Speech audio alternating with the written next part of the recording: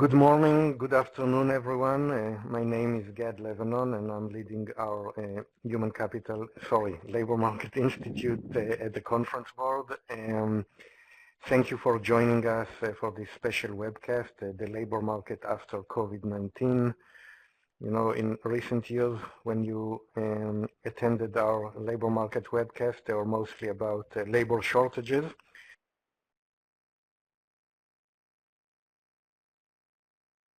And now we have the opposite of labor shortages.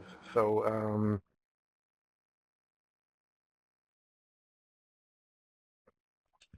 it's an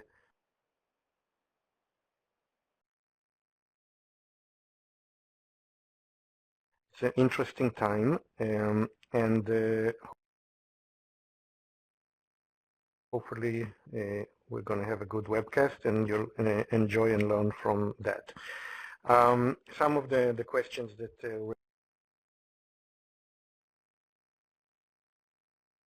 we'll discuss, the economic outlook for the US and Europe, the latest labor market development and projections, talk about retention strategies for companies and kind of how companies are dealing with the large drop in business from a labor market perspective. The reaction is quite different between US and Europe, so we're going to talk about that as well.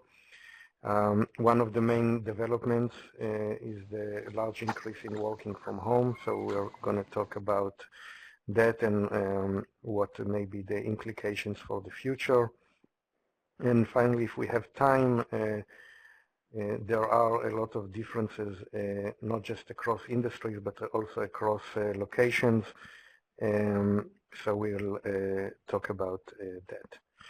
But before we start, by the way, you feel free to share your questions or comments in the question pod, and we'll answer them, try to answer them as they come. You also can earn credits for this webcast, the HRCI, SHRM, and CPE. You typically need to put your full name, email address, and specify the type of credit you're looking for, and there will be 3 pop-ups that will occur during the program, and you should click OK on them to get the credit. Okay, so before we start, let me introduce my colleagues here. Hi, Gad. Thanks for having me. So hello, everybody. Them from their own home. We have Elizabeth Crowfoot, senior economist, who's in Rockville, Maryland. Hi, Elizabeth. Our pleasure. And Frank Stimmer, economist, talking to us from Queens, New York. Good morning, Gad. Welcome, Frank. And Ilaria Maselli, a senior economist, and she's talking to us from at the backyard of somewhere in rural Belgium, right? So thank you, everyone, for joining. So at the core of this crisis that we're having now is, which is very different than previous recessions, is the industries that are impacted by social distancing. We already know that this will be the deepest recession since the Great Depression, and the core again will be the consumption categories and industries that are affected by social distancing. Now we hear a lot about the catastrophic labor market and economic numbers in April, and we'll continue to hear them in May. But to some degree, they are less important because it's obvious that when economies are shut down and people are not allowed to go to work, then there will be a lot of unemployed people. The more important question is what will happen after we open the economy, and perhaps a good way to think about that is in the context of the hammer and the dents. So if you Google the hammer and the dents, you'll find it's a piece by Thomas Pueo, who posted it on Medium. It got 50 million page views, so I wasn't the only one who liked it. And it's I strongly recommend it if you have some time to read this piece. But essentially, what you see here in the lines are the number of COVID cases. And the black line is kind of what will happen if we do nothing, so there will be an exponential growth. But what actually most places in the world decided to do is to what he calls the hammer, and kind of to squish the spreading of the virus, to have lockdowns, a shutdown of non-essential business. And usually when we do those things, there is a significant drop in the number of new cases, and that will typically last for a few weeks. We are, I think, in some parts of the US, we are already in the downward part, also in some places in Europe, but it takes several weeks to get there. But then the more important part is what he calls the dance. So that's kind of the dance between the virus and society. The society tries to limit the spread of the virus, but at the same time try to get back to normal economic activity. And the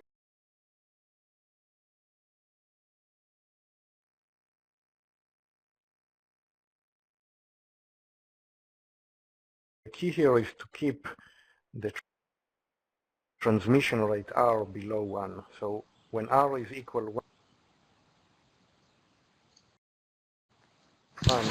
that means that on average each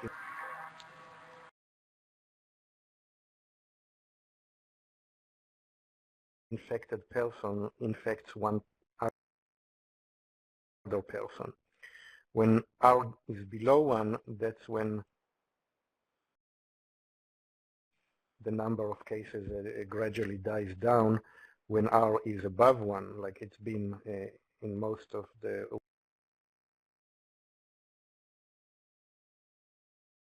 world in recent weeks, then the number of new cases goes up. So the challenge is how to keep R below 1 and return to normal economic activity at the same time. So it probably will require some restrictions throughout this time, and in some periods we may see more restrictions than other, in some locations more restrictions than other. So economic activity, there is some background noise, maybe, I don't know, Ilaria, if it's coming from you. Economic activity partly depends on what governments decide to shut down, but it also depends on consumer fear, because, for example, even if we are allowed to go to restaurants, maybe some people will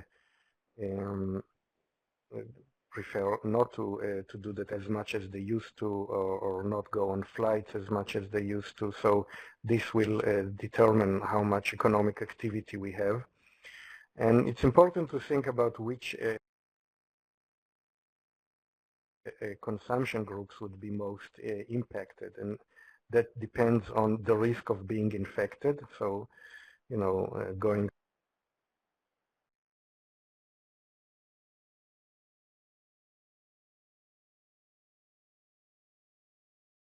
to an amusement park or a movie theater, those are pretty highly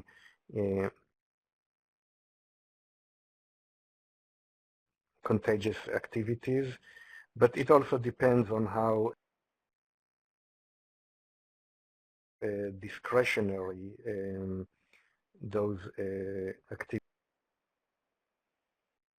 are. So maybe one way to look at it or think about it is what we did here. We took about over 20 consumption categories, and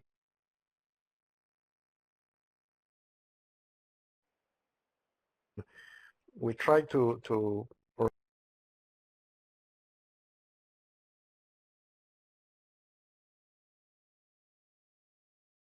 rank them in this metric. So what you see here are the on the columns is how infectious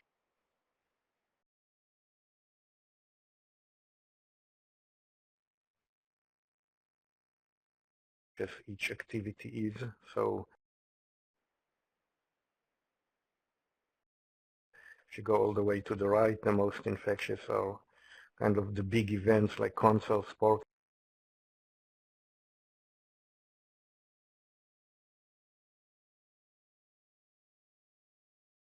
events, casinos, cruises, amusement parks, but also moving to a nursing home, it turns out to be very contagious. Going to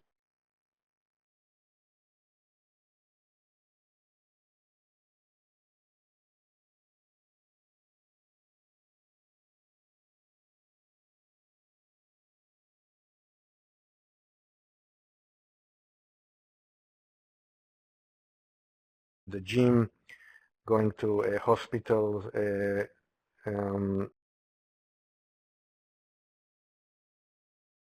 and also sending your children to daycare, for example. Those are all relatively contagious activities. On the left,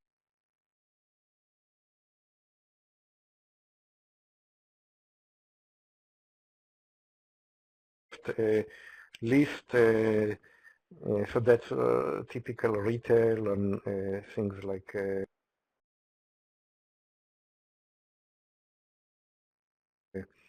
having gardening service at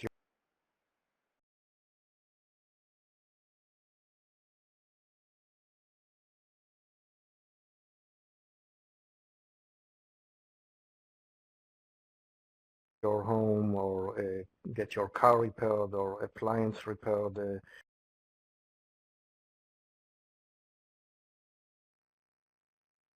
So that's the kind of range of activities.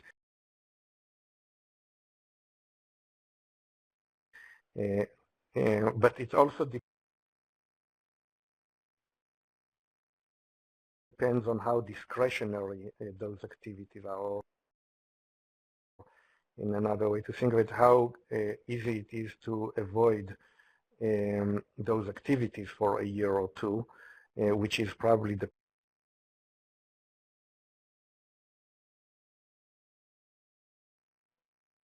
period that this dance will take between the opening of the economies and until full vaccination is available.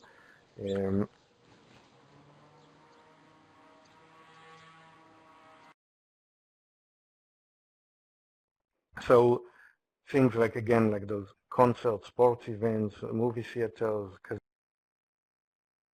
casinos, those are things that we think could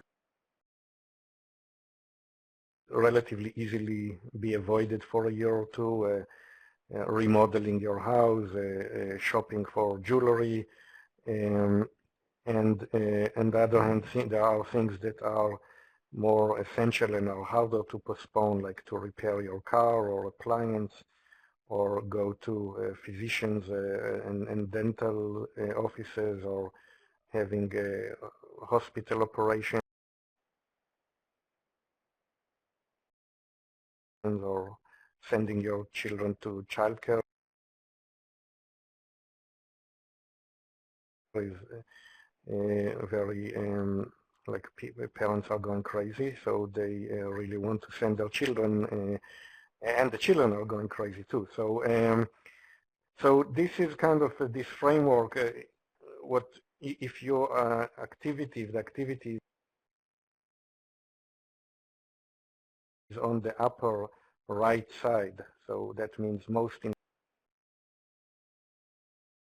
infectious and most discretionary, those activities are probably not going to recover soon. And the closer we are to the upper right corner, the slower the recovery is likely to be. I see a question here. Museum and zoos considered high risk.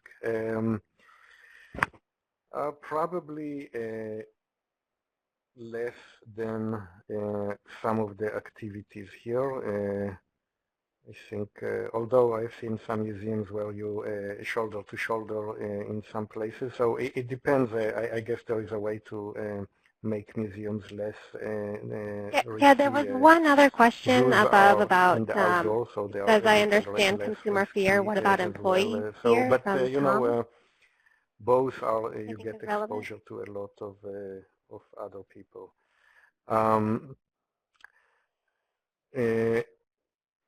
Okay, there's also a question about housing and car buying. So let me get to that in a little bit later, because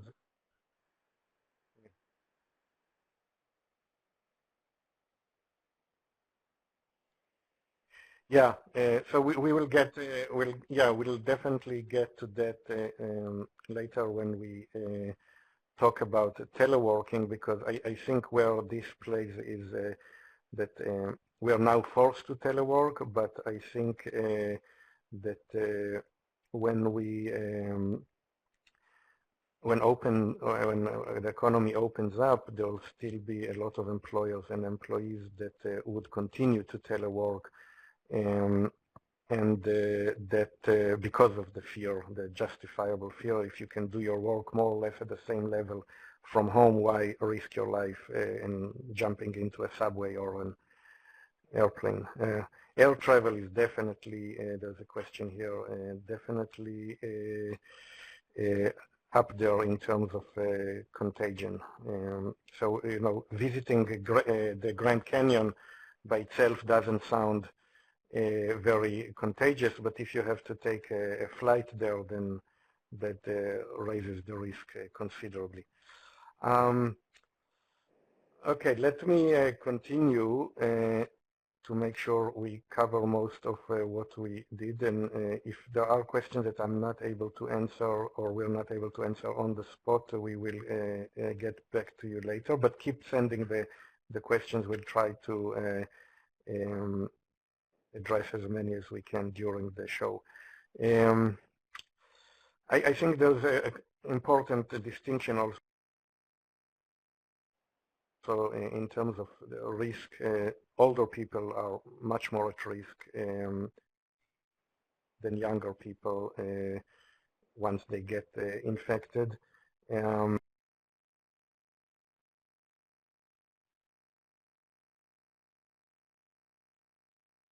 And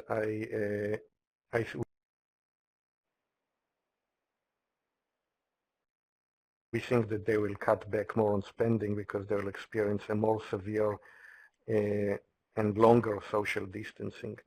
And the older people, especially the categories that will be hurt more, are the categories where older people tend to spend more than young ones. So for example, travel and lodging, full-service restaurants, and repair and remodeling, and other activities that require strangers to enter their home. So because of age, sometimes a lot of those physical activities, it's harder for older people to do at home, and they rely more on outside help. We wrote a blog about that that you can click in. So let's turn to the labor market implications of that. So first, we already know that millions of jobs in the impacted industries are already lost, at least temporarily.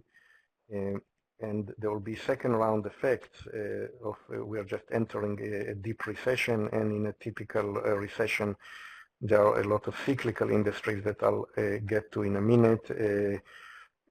that are also going to have a lot of job losses.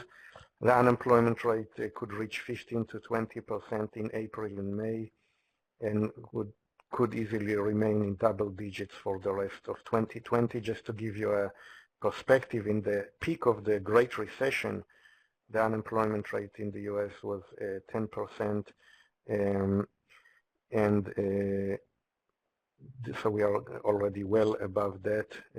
Part of the issue is that the industries that are more impacted are very labor intensive, and there are a lot of workers there that will be or are already laid off.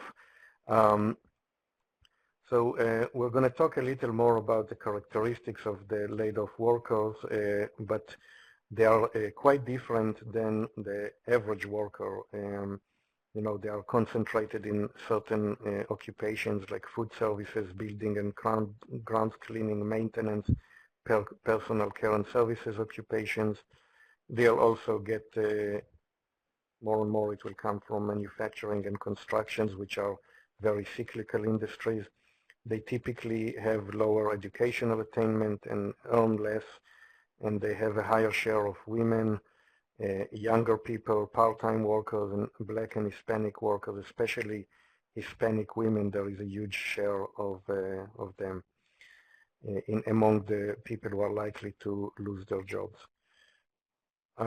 So Frank, you want to take us through some of our unemployment scenarios for the for the rest of the year?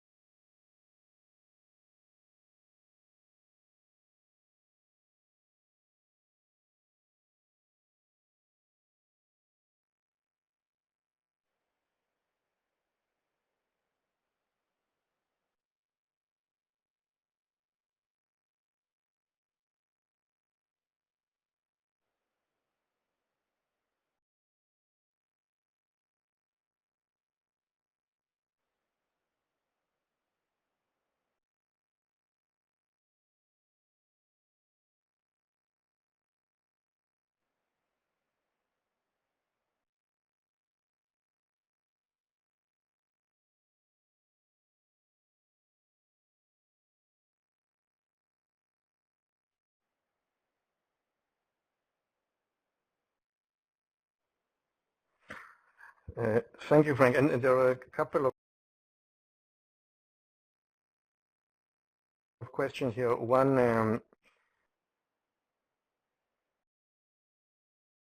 there's a question, this labor market impact does not seem to be changing the skill shortage issue we have been having because the job loss is not in these areas. So that's a very excellent question. I would say up until February, the shortages were much stronger in blue-collar and manual services jobs. That we kind of have some reports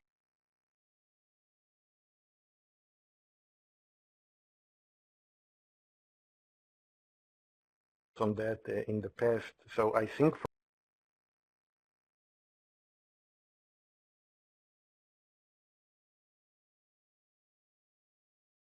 from that perspective, the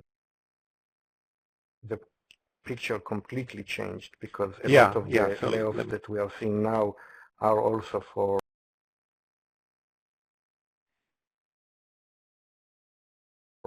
So we are often asked by members and by other but in general, the people, what do we expect will happen to the unemployment rate over the coming months? So we have tried to come up with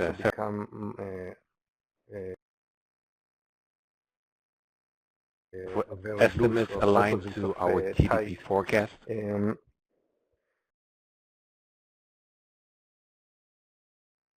So for economic growth, I think that will, and that's likely to remain for. We have three scenarios: a summer for a long time. So I think in that context,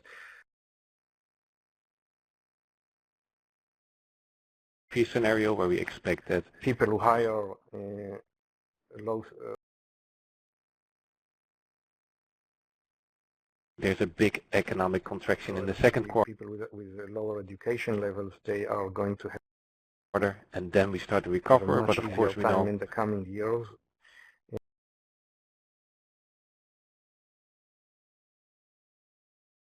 On the other hand, there's a lot of uncertainties also about the unemployment.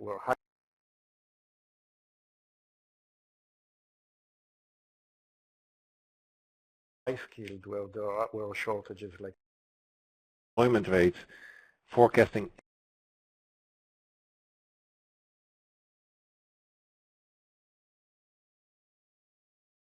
healthcare and is already difficult. They are probably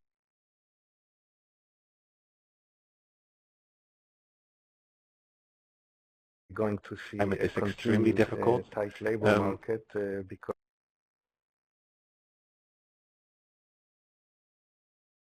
those areas are not as. But the scenarios here we try to impacted as cover what might happen. So in the summer fee we expect ones that are related to social distancing.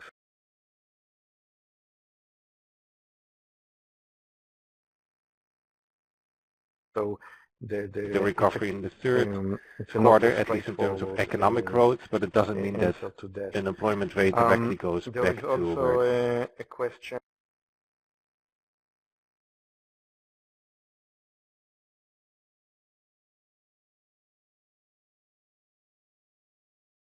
A lot of questions. Was before. Slowly it will then come down. In the fall,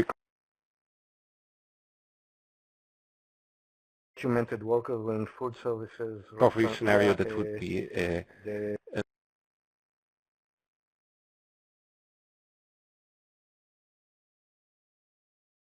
an extended contraction into the third quarter. A lot of the jobs that are going to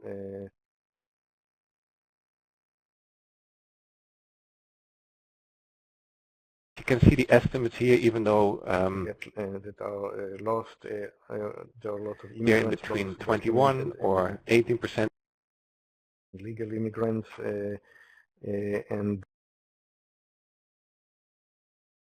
this get already mentioned in the perspective of the Great Recession. Probably will reduce where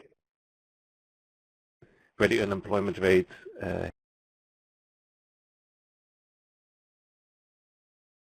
flow of immigrants, especially from just over 10%, this is going to be much more extreme. And also, we will think about the number of job losses in during the Great Recession. Over the entire period, around 9 million jobs were lost. So this time it will probably be much worse. So for example, we know that today another unemployment or another report of initial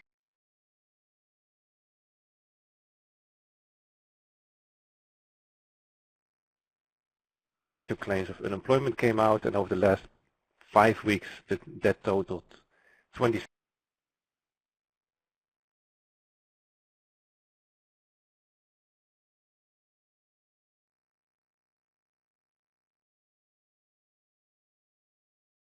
million. So we know it's going to be much higher. The problem here is with the unemployment rate, and I think that's there's a question of a very important suggestion that we want to give to you is to be a little bit careful. So on how to read these unemployment rates. I think those will be less impacted, although with the unemployment rate is that there will be a lot of big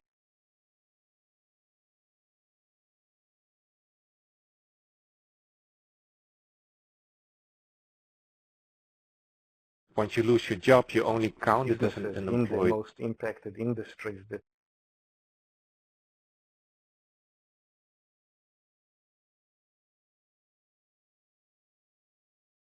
will be affected. Person, if you're actively looking for work, or if you're willing to work, and the problem while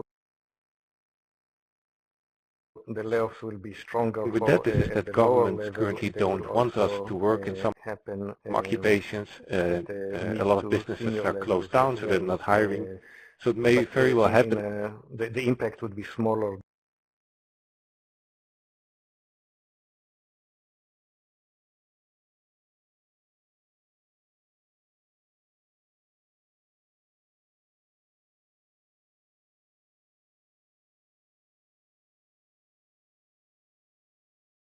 Then at the that in the next BLS people jobs report, we will see that many people who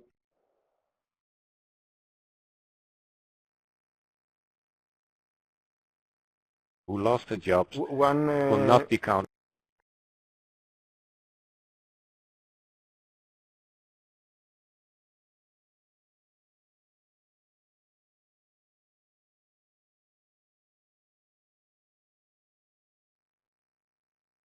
That is unemployed. So we would suggest don't look just at the unemployment rate, looking at the online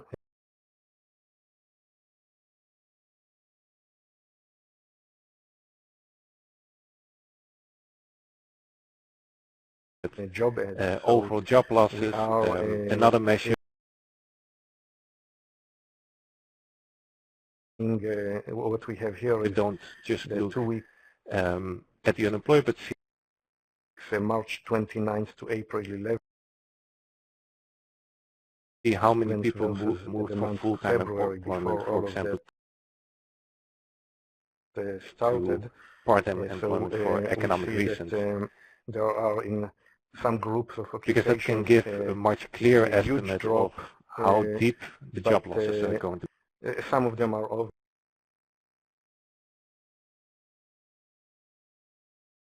Yes, like food services, lodging, passenger transportation, sales.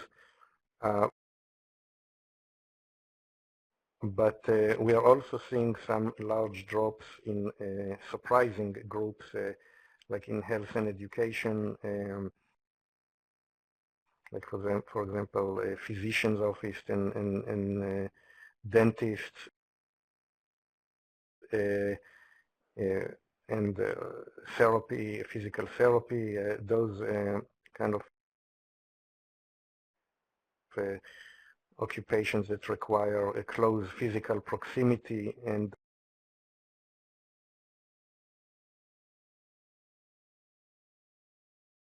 are not super essential. We are seeing large drops in them as well as office and clerical jobs that across the board, that is, I don't think, related so much to social distancing. It's probably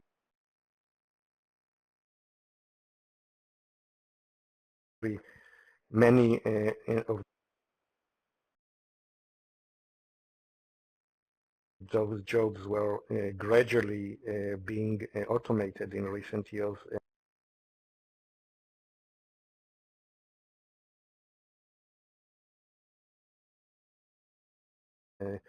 So it could be that now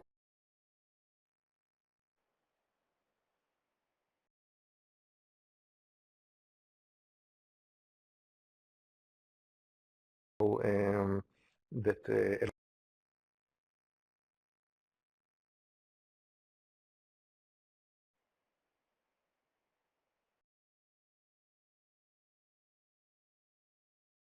lot of companies are deciding to cut back.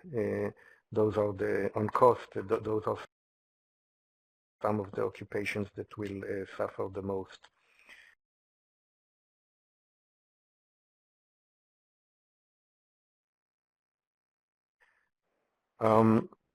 Frank, we did some analysis of the specific of the workers that will be most impacted by the social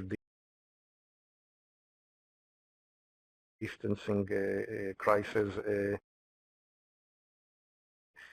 So you want to walk us through that?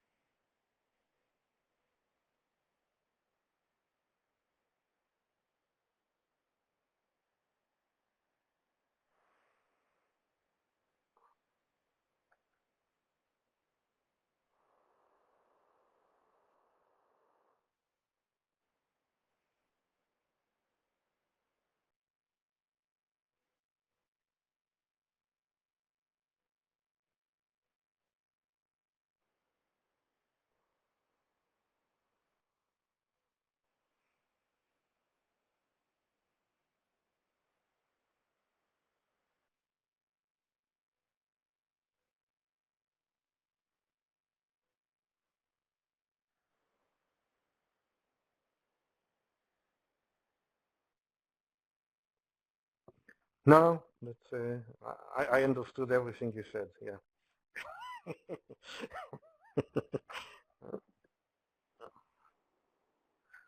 Oh, actually, Frank, there is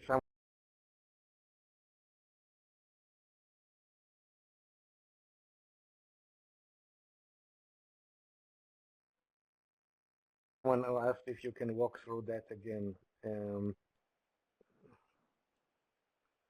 So, Gab? Yeah, can I see one other question. Christina asked that we have to take the absolute number into account because the total number of jobs is now much higher than it was during the Great Recession.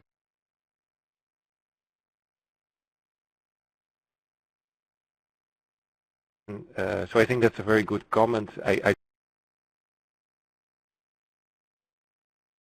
should not have said, look at the total jobs that are being lost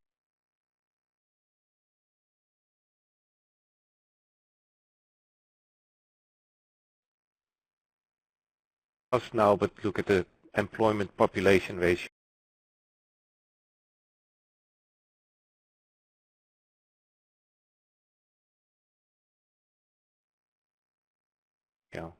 So then you take into account that the population right now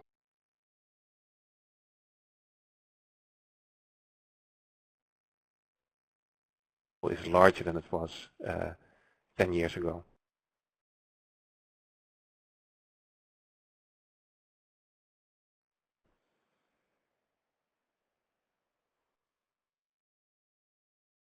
Very different. It is very different, but I think we have a poll coming first before I start. That serves as an introduction to this.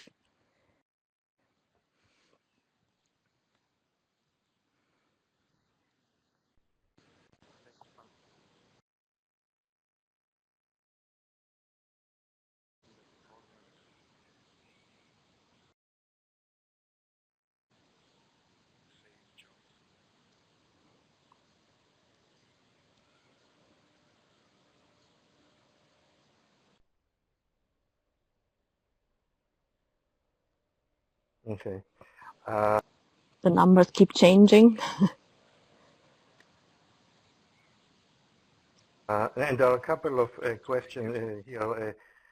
So this recession will have much less of an impact on our GDP because job losses are not in the higher wage earners who spend more. Yeah, I think that is correct. It's not just, it also is reflected in productivity. So a lot of the industries that are most impacted are relatively low productivity, high labor intensive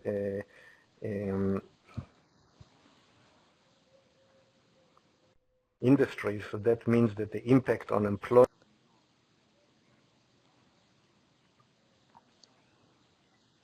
I would bet definitely yes. And that's for one specific reason, but let me come to that in a second, Gad. So if you go to the slides again, what you see is that, of course, we don't have unemployment data yet, like in the US. We don't get them as fast. We're waiting for that in a week time, more or less, for the first data. And there is employment benefits here as well. But I think the key difference in terms of automatic stabilizers and reaction to this crisis is the fact that there are programs here for lowering workers that are currently massively being used, and they are present since a long time. So I'm aware of the fact that the US government is trying to put up some programs to save jobs, but this type of program existed here for a long time, and companies are aware of it, and it's kind of an old machine that is currently working.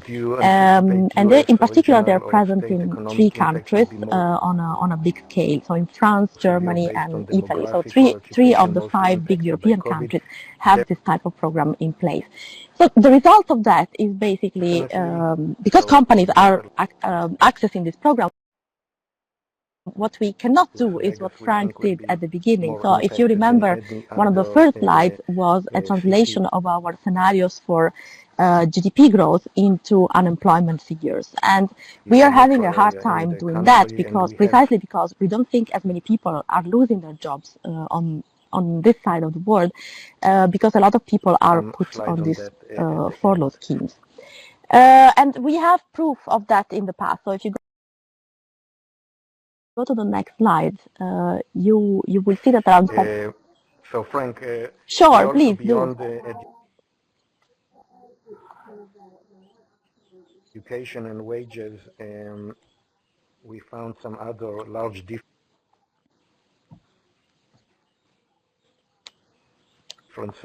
for certain groups between the impacted and less impacted.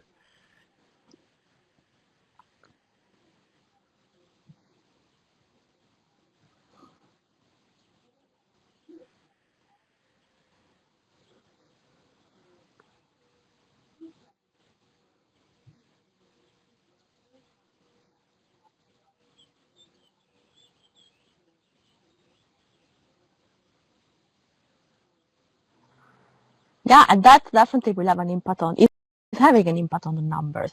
Now, if you go to the next slide, you will see what that means in practice. So this is a study from the European Central Bank, which I found really interesting because they look at the 2008 recession and they basically observe how employment evolved. Now, of course, we don't have real-time data on employment, but this is very informative, this study, because you can clearly see how employment in the US is much more volatile. That's the yellow line on the first chart on the left, and employment in the euro area is less volatile. Now, we had another recession in 2012 that was not there in the US, but you can definitely see, you know, the variation on the yellow line is much wider than what you see in the blue line for the euro area. So these programs manage basically to save some jobs. But what happens as a result of that, in the US, the adjustment happens through jobs, and we've seen that escalating in very few weeks, very fast in the US. A lot of people are losing their job. But the adjustment in Europe happens basically via hours worked. So right now, probably on the world, less jobs are being lost, but many hours, many working hours are being shed. People are very acutely aware. And that's, I think it's an important thing to keep in mind when we look at the dense scale at the face of this crisis, because my expectation would be that as shops start opening up again, as companies move towards slowly towards this new normality. The recovery here might happen slightly faster because workers still have their job. Basically, they will just call back to the office or to the factory or to the shop projects. So there will be no need to look for another person. For workers, no need to train a new worker. And that might help the recovery. One thing I didn't mention about the system, which I think is very interesting, and perhaps that's a lesson for the next crisis, is that there is a lot of flexibility in terms of the working time. So a lot of workers are being placed on chômage partiel or any form of short-time work. But the interesting feature of those programs is that it's not black or white. It's not that you're either without work or with work, because a lot of workers are actually working, let's say, a couple of days a week and being on benefit for 3 days a week. And this can be adjusted basically on a weekly basis, which makes it very interesting again in terms of paper and cleaning product manufacturing. We found some numbers for France, and I just want to share the big numbers with you, because that's really unprecedented. I mean, we were in shock when we saw the numbers. If you go to the next slide.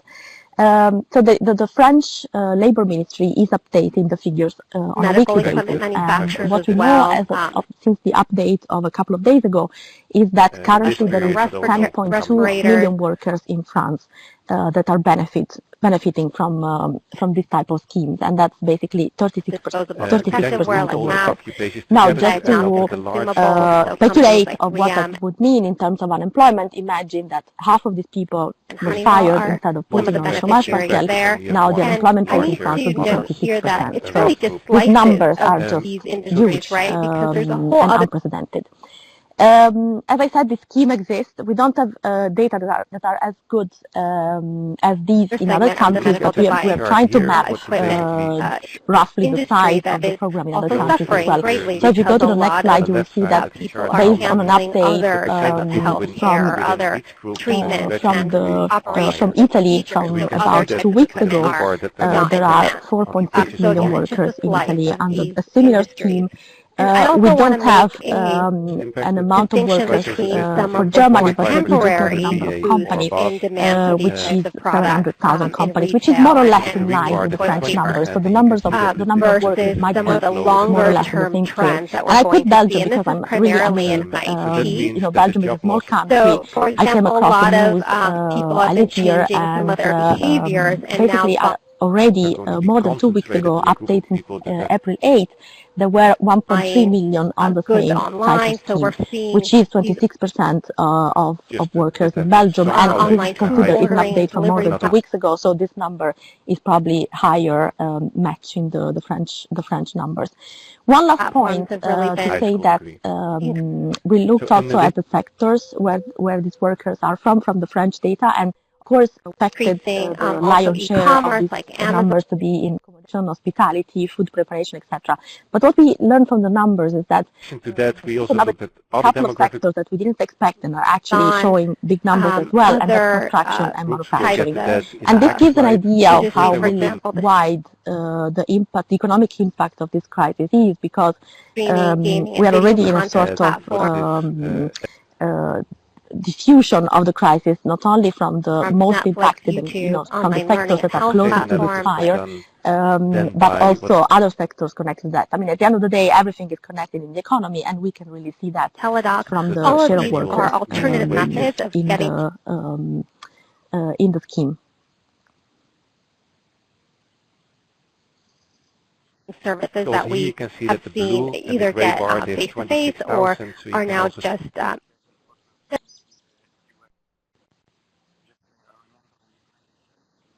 see that here, the job loss.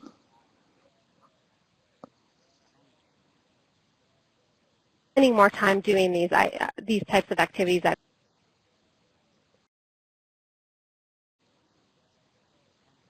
are especially concentrated can do at at the home. bottom. And in terms of the business impact,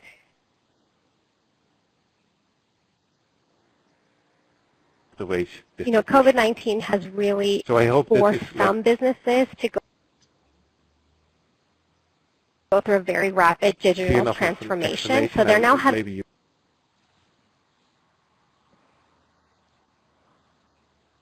to embrace these cloud and mobility trends.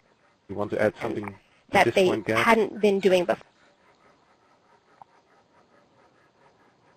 before. So, for example, video conferencing and collaboration. We know Zoom has been in the news a lot. They've seen this huge uptick in demand. To the next slide. In general, cloud computing. So now that there's more employees that are working from home and more workloads now have to be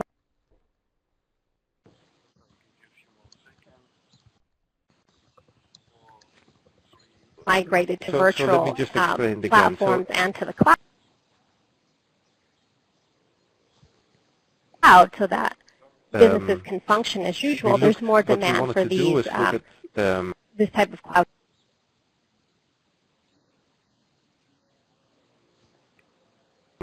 To find the occupation computing services. So Amazon Web Services, for example, there's one vendor that has been benefiting.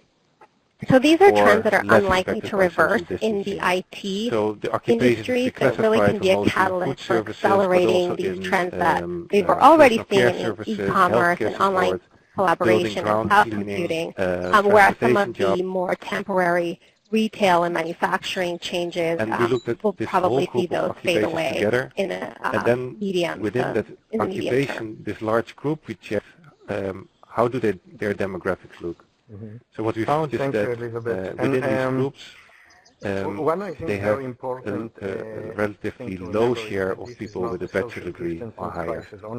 So with that, we can find out what it would mean that the job losses are especially concentrated in a group of people that do not have a BA or above. Demand is going down, but there will be also industries that will be barely affected. So in this table that we see here, we try to categorize some of them based on historical behavior in previous recessions and expansion. So, for example, construction and most of manufacturing are very cyclical. They are typically very impacted by recession, so we are likely to see a drop there. But within manufacturing, in food and health-related manufacturing, probably that's a relatively recession-proof industries. Mining and utilities are also typically recession-proof, but although mining now, everything related to oil is collapsing. In retail, automobile and furniture retail, for example, is very cyclical, but food and beverages, Walmart and women's clothing are apparently not cyclical. Men's clothing is cyclical, so I don't exactly know how to explain this. Perhaps for clothing for women is not a discretionary item, but essential, whereas for men, they are perfectly happy to wear the same clothes every day. Anyway, transportation, we have warehousing and storage, and truck transportation and air transportation are very cyclical, whereas transit and ground passenger transportation are typically less cyclical. In finance, commercial banking and insurance carriers are not very cyclical, but security, brokerage, consumer lending, and especially mortgage loan brokers are very cyclical. In business services, there are some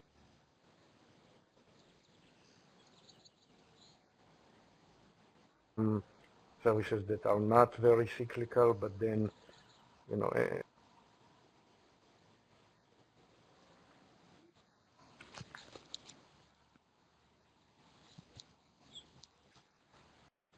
everything related to advertising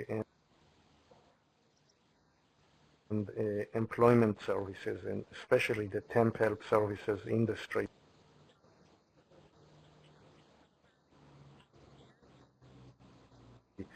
is one of the most cyclical industries in the entire economy. Yeah, exactly. So in the previous chart we looked impacted healthcare, education.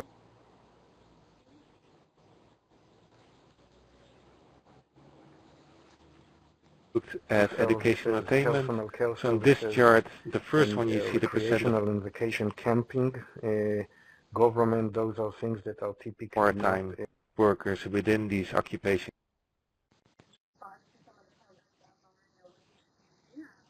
Cyclical groups. So you see that the percent of part-time workers is much higher in the impacted groups. Then the next one we see that there's a much larger share of young people within these occupations. So we also know that when the economy is starting to go or slowly go back to normal, that especially even though they are not young people that are finishing their degree, others that will not feel this recession. Okay, there are a couple of and trying to enter the labor market, they will have a very hard questions here. Time finding a job because there's a lot of competition. How likely we see then to embrace mass transit and social distancing. The third group, we see that there's a relatively little larger share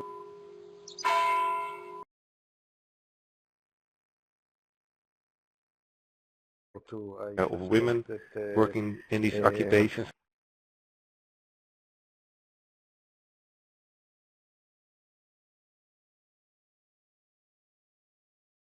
And lastly, we looked at for social different minority perspective. Groups. We didn't see big differences for African Americans. It was a little higher in the impacted groups.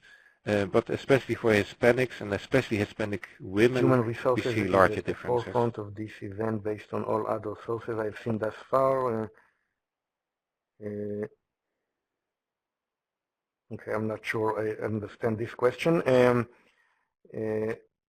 Trucking demand seems to be high, so yeah, it could be that in this specific recession, because there is a large increase in deliveries, that